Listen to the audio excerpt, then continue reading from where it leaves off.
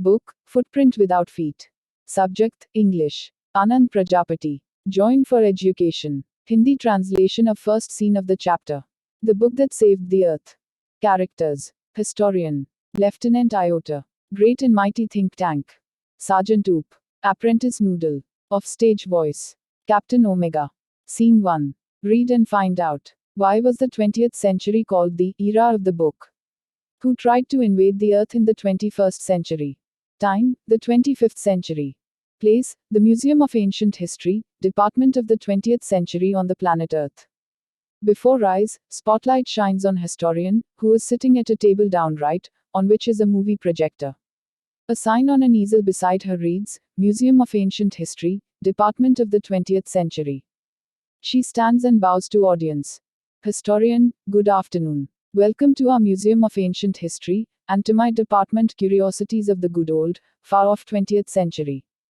The 20th century was often called the era of the book. In those days, there were books about everything, from anteaters to Zulus. Books taught people how to, and when to, and where to, and why to. They illustrated, educated, punctuated, and even decorated. But the strangest thing a book ever did was to save the earth. You haven't heard about the Martian invasion of 2040. TSK. What do they teach children nowadays? Well, the invasion never really happened, because a single book stopped it. What was the book, you ask? A noble encyclopedia. A tome about rockets and missiles. A secret file from outer space. No, it was none of those. It was but here, let me turn on the historiscope and show you what happened many centuries ago, in 2040. She turns on projector, and points it left. Spotlight on historian goes out, and comes up down left on think tank, who is seated on a raised box, arms folded. He has a huge, egg-shaped head, and he wears a long robe decorated with stars and circles. Apprentice Noodle stands beside him at an elaborate switchboard. A sign on an easel reads, Mass Space Control. Great and mighty think tank, Commander-in-Chief. Bow low before entering. Noodle, bowing, oh great and mighty think tank, most powerful and intelligent creature in the whole universe, what are your orders? Think tank, peevishly. You left out part of my salutation, Apprentice Noodle. Go over the whole thing again. Noodle, it shall be done, sir. In a sing-song, oh great and mighty think tank, ruler of Mars and her 2 moons, most powerful and intelligent creature in the whole universe, out of breath, what are your orders? Think tank, that's better, Noodle. I wish to be placed in communication with our manned space probe to that ridiculous little planet we are going to put under our generous rulership. What do they call it, again? Noodle, Earth, your intelligence. Think tank, Earth, of course. You see how insignificant the place is. But first, something important. My mirror. I wish to consult my mirror. Noodle, it shall be done, sir. He hands think tank a mirror. Think tank, mirror, in my hand. Who is the most fantastically intellectually gifted being in the land? Offstage voice, after a pause. You, sir. Think tank, smacking mirror quicker. Answer quicker next time. I hate a slow mirror. He admires himself in the mirror. Ah, there I am. Are we Martians not a handsome race? So much more attractive than those ugly earthlings with their tiny heads. Noodle, you keep on exercising your mind, and someday you'll have a balloon brain just like mine. Noodle, oh, I hope so, mighty think tank. I hope so. Think tank, now contact the space probe. I want to invade that primitive ball of mud called Earth before lunch. Noodle, it shall be done, sir. He adjusts levers on switchboard. Electronic buzzes and beeps are heard as the curtains open. Patra. Itihaskar. Lieutenant Iota. Mahan और शक्तिशाली think tank. Sergeant Oop. Apprentice Noodle. मंच के बाहर आवाज. कप्तान omega. दृश्य 1. पढ़ें और पता लगाएं। 20वीं सदी को पुस्तक का युग क्यों कहा गया? 21वीं सदी में किसने पृथ्वी पर आक्रमण करने का प्रयास किया? समय, 25वीं सदी। स्थान, प्राचीन इतिहास का संग्रहालय। यह ग्रह पृथ्वी पर 20वीं शताब्दी का विभाग। उदय से पहले इतिहासकार पर प्रकाश पड़ता है, जो नीचे एक टेबल पर बैठा है, जिस पर मूवी प्रोजेक्टर है। उसके बगल में एक चित्रफलक पर लिखा है, प्राचीन इतिहास का संग्रहालय। यह 20वीं शताब्दी का विभाग। वो खड़ी होती है और दर्शकों के सामने झुकती है। इतिहासकार, शुभ दोपहर। हमारे प्राचीन इतिहास संग्रहालय में आपका स्वागत है, और मेरे विभाग में अच्छे पुराने, दूर की 20वीं सदी की जिज्ञासाएं।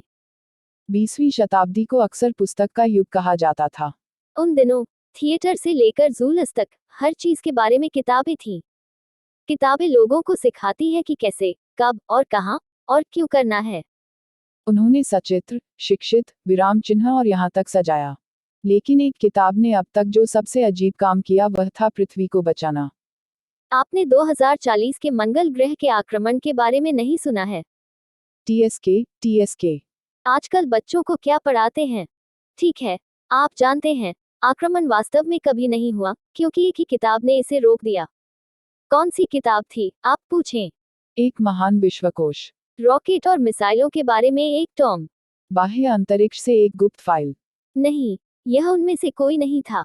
यह था, लेकिन यहाँ मैं इतिहासदर्शी को चालू करता हूँ और आपको दिखाता हूँ कि कई सदियों पहले 2040 में क्या हुआ था। वह प्रोजेक्ट चालू करती है और बाईं ओर इशारा करती है। इतिहासकार पर स्पॉटलाइट निकलती है और थिंक टैंक पर बाईं ओर ऊपर आती है, जो एक उठे हुए बक्से पर बैठा है, बाहें मुड़ी हुई है। उसका एक विशाल अंडे के आकार का सिर है और वह सितारों और मंडलियों से सजा हुआ एक लंबा बागे पहनता है। अप्रेंटिस नूडल एक विस्तृत स्विचबोर्ड पर उसके पास खड़ा है। एक चित्रफलक पर एक संकेत पड़ता है। मंगल अंतरिक्ष नियंत्रण। महान और शक्तिशाली think tank, commander in chief. प्रवेश करने से पहले झुकें। नूडल, नमस्कार हे महान और पराक्रमी थिंक टैंक, पूरे ब्रह्मांड में सबसे शक्तिशाली और बुद्धिमान प्राणी, आपके क्या आदेश हैं? थिंक टैंक, निडरता से आपने मेरे अभिवादन का एक अंश अप्रेंटिस नूडल छोड़ दिया। पूरी बात फिर से देखें। नूडल, हो जाएगा सर। एक गीत में, हे महान और पराक्रमी थिंक टैंक, मंगल के शासक और उसके दो चंद्रमा, पूरे ब्रह्मांड में सबसे शक्तिशाली और बुद्धिमान प्राणी, सांस से बाहर आपके आदेश क्या हैं? थिंक टैंक, यह बेहतर है, नूडल। मैं चाहता हूं कि हम अपनी मानवयुक्त अंतरिक्ष जांच के साथ उस हास्यास्पद छोटे ग्रह के संपर्क में रहें, जिसे हम अपने उदार शासन के तहत रखने जा रहे हैं। वे इसे क्या कहते हैं, फिर से? नूडल, अर्थ, योर इंटेलिजेंस। थिंक टैंक, पृथ्वी अवश्य। आप देखते हैं कि जगह कितनी महत्वहीन है। लेकिन पहले, कुछ महत्वपूर्ण।